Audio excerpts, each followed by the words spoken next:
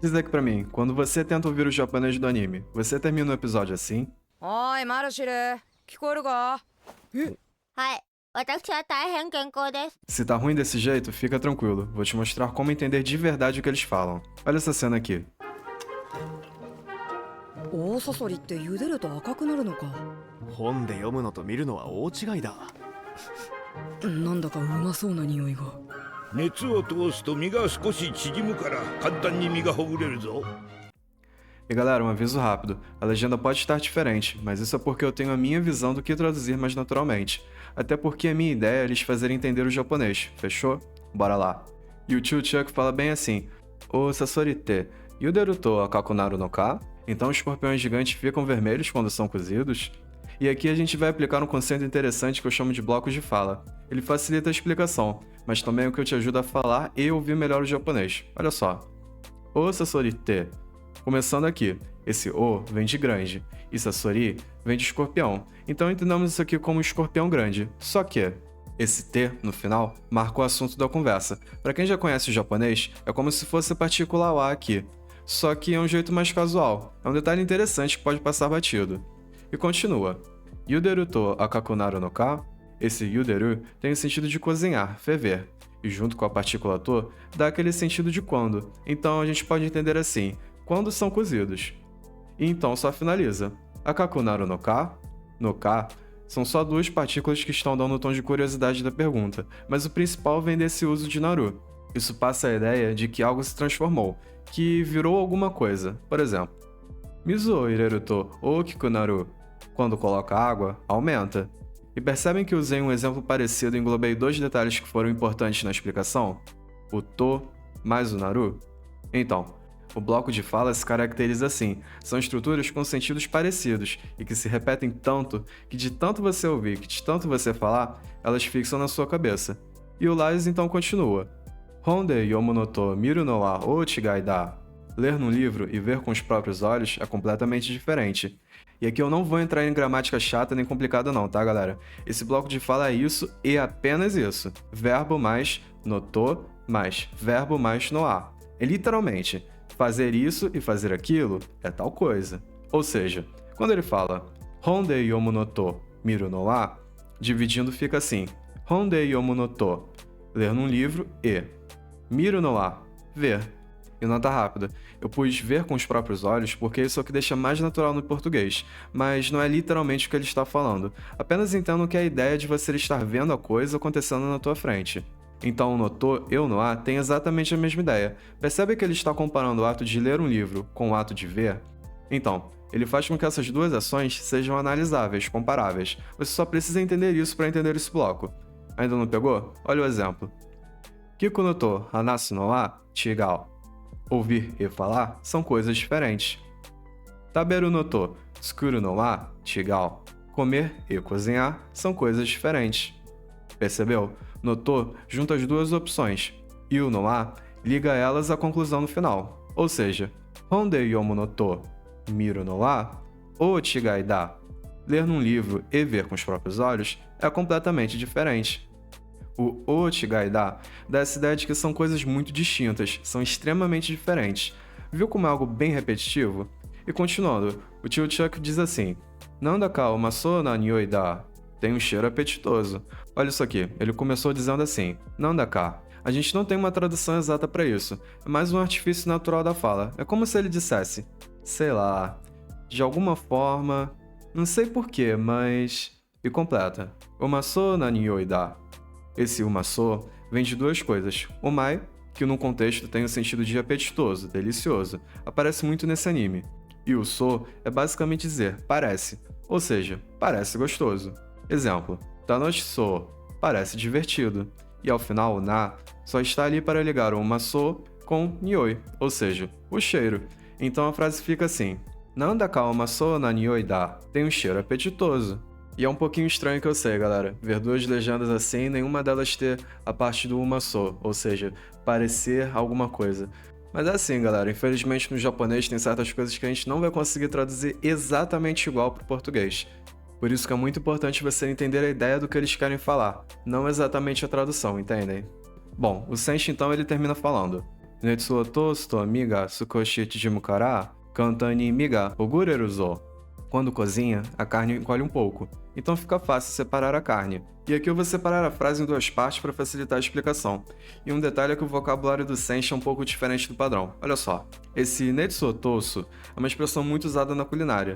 Tem o sentido de passar calor, mas na prática significa cozinhar. Mas a partícula to é aquilo que já vimos, quando cozinha. E então, mi ga sukoshi chijimu kara, mi a gente pode entender aqui como carne. Agora, sukoshi chijimu kara, esse chijimu nesse contexto tem o sentido de encolher. E o sukoshi apenas nos diz a intensidade, ou seja, a carne encolhe um pouco. Exemplo, sukoshi kinchou shiteru, estou um pouco nervoso. Mas Matheus, e esse kara? Ele é uma partícula, galera. Embora ele venha com o sentido de então na frase, não quer dizer que se traduz para isso. É apenas a ideia que ele traz. Veja como uma forma de você dar sequência à explicação de alguma coisa. E aí ele só finaliza. Kantani mi ga hogureru zo. Kantani a gente pode entender como fácil, ou seja, fica mais fácil separar a carne. Mi vocês já sabem que é. Ele apenas repetiu, enquanto hogureru entra como soltar, separar. Mas vocês viram na cena que a carne do escorpião fica macia, né? Se desfiando com facilidade. Então é mais nesse sentido que ele quis dizer. E junto à partícula zo, é como se o Senshi estivesse falando. Fica bem mais fácil, tá vendo? Uma forma da gente deixar a fala mais enfática, só que puxa um pouco mais pro lado do masculino mesmo. E pessoal, dessa vez eu acho que vai ser um pouco mais difícil de você entender. Eu sinto que eles falam pra dentro, fora que eles estão comendo também. Mas faz um esforço aí, ouve a cena novamente. 大サソリって茹でると赤くなるのか。本で読むのと見るのは大違いだ。なんだかうまそうな匂いが。熱を通すと身が少し縮むから簡単に身がほぐれるぞ。本当だ。うまい。そうだろそうだろ。調理次第でこんなに味が変わるなんて。そうだろそうだろ。めちゃくちゃうまい。なんだこれ。そうだろそうだろ。 Conseguiu ouvir melhor depois da explicação? Me conta nos comentários. Vocês viram que eles vão experimentando os pratos e vão dando opinião, né? E é até engraçada essa situação, olha só. Hontoda, umai. É verdade, está delicioso. O Lais ele começa falando hontoda. Isso é aquela forma mais encurtada e casual de hontoda. E pro final, aquela palavra que já vimos antes. Umai, delícia, gostoso, sem braba, é claro. E aqui eu vou explicar isso só uma vez, porque na cena o Senshi repete a mesma coisa umas 3 vezes. Então, quando ele falar, lembra disso. É bem simples, olha só. Sodaro, sodaro. Eu não disse? Pois é, pois é. E não tem mistério, galera. Ele já é um bloco fechado. E passa esse sentimento animado de quem está concordando contigo. E na sequência eles vão indo. Chori shidai de konna ni aji ga kawaru nante. Quem diria que o sabor mudaria tanto dependendo do preparo? E aqui um bloco bem tranquilo de entender. Olha só. Quando ele fala Chori shidai de, entendo isso como dependendo do preparo. Exemplo. Hito shidai de kawaru. Muda dependendo da pessoa. E depois completa a frase com Konna ni aji ga kawaru nante. E aqui eu vou explicar a primeira e a última palavra para facilitar um pouco, tá bom? Olha só. Quando ele diz konna, isso aqui tem um sentido de tanto assim, ou nesse tanto, como a gente já tinha visto no vídeo de Mushoku. Mas aqui é um exemplo para você entender. Konna ni muzukashi. Tão difícil assim. Enquanto nante não tem uma tradução específica, mas traz um sentimento de surpresa. É como se ele dissesse quem diria? Ou então, nossa. Exemplo. Kimi ga kuru nante. Quem diria que você viria? Então a gente pode entender que o bloco vai ser bem assim. Quem diria que nani nani, tanto assim. E agora é só finalizar. Aji ga kawaru. Muda o sabor. Eu acho que só por aí vocês já pegaram mais ou menos com uma ideia, né? Então, às vezes essas duas não são tão fáceis de entender. E eu também sofro pra entender, admito. Mas olha só como ficou simples agora. Exemplo. Nihongo ga konna ni wakari yasui nante. Quem diria que japonês é tão fácil assim? Gostou, né? E agora o tio Chuck dá o último comentário. Mechaku-cha omae. Nanda kore. Está bom demais, que negócio é esse? Novamente, o mai a gente já sabe do significado. Só que dessa vez ele estava vindo acompanhado de mechaku-cha. E novamente, é mais uma palavra para dar a intensidade. Tem sentido de muito, demais, pra caramba. E mais interessante ainda é o bloco no final. Nanda kore. É uma forma bem casual de perguntar. E dependendo da situação, nós podemos usar Nanda sore, que vem de um comentário rápido diante de uma cena engraçada ou um absurdo que aconteceu no momento. Inclusive, isso aconteceu no próprio Dungeon Meshi. Olha aqui. 愛情というやつだ。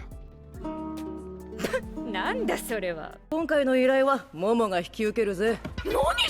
No caso da Momo, ela usa Nani Sore, mas vocês veem que ela estava transtornada, ela teve uma surpresa quando a avó dela falou alguma coisa, percebem? E agora olha a cena aqui mais uma vez. 本当だうまい。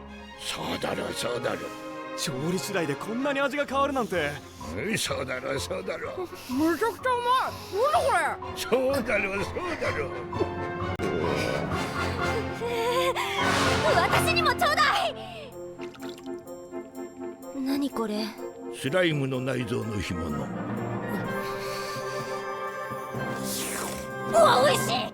Ninguém resiste à comida de masmorra, né? Olha o que a Marcele diz. Watashi ni mo choudai. Nani kore? Me dá um pouco também. O que é isso? Quando ela diz watashi ni mo, é como se ela estivesse dizendo assim, para mim também. Enquanto choudai vem como uma forma casual de pedir alguma coisa. É uma expressão muito comum e costuma aparecer mais na fala feminina, embora homens também possam usar, em situações específicas, é claro. No geral, a ideia é deixar mais suave na hora de dizer. Logo após, ela diz praticamente a mesma coisa que o personagem anterior disse. No final, Nani Kore também dá na mesma. Ela só está perguntando, o que é isso? Então Senshi responde, Suraimu no Naizo no Himono, vísceras secas de slime. Suraimu, você já deve imaginar, basicamente é slime só que passando para a pronúncia do japonês. Enquanto Naizo no Himono, entenda como vísceras secas, e novamente, acho eu, um vocabulário bem mais específico de se ver. Mas... E aqui a Marcele, como esperado, diz que a comida está gostosa, e simplesmente fala Uau, oishi! Uau, está gostoso! Oishi é basicamente gostoso, delicioso, assim como o mai. Mas o mais interessante aqui é a reação dela. Tá vendo esse uau? Isso aqui é uma reação de surpresa. É como se ela tivesse dito Nossa! Ou Uau! Caramba! Presta mais atenção quando você for assistir um anime, você vai ver que essa fala é muito recorrente. 私にもちょうだい。何これ。スライムの内臓の干物。うわ、美味しい。 Então, viram como muitas coisas que ouvindo na hora a gente não pega, mas que no final elas se repetem? Isso é o bloco de fala. E chega um momento que se repete tanto que passa a ficar previsível.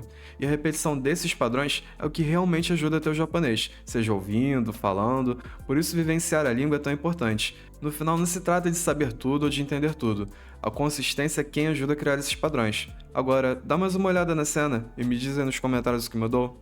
Vem cá, sabia dessa?